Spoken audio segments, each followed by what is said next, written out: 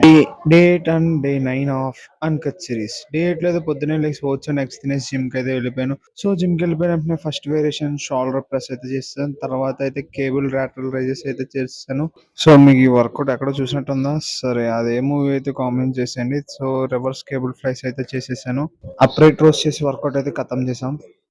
So, మీకు తెలిసిందేగా gym mirror ముందర show ఏం కొట్టాలని చెప్పి అక్కడ కొడదామని వెళ్తే షోల్డర్ చూడండి రౌండ్ షేప్ బాల్ లాగా వచ్చేసిందనమాట.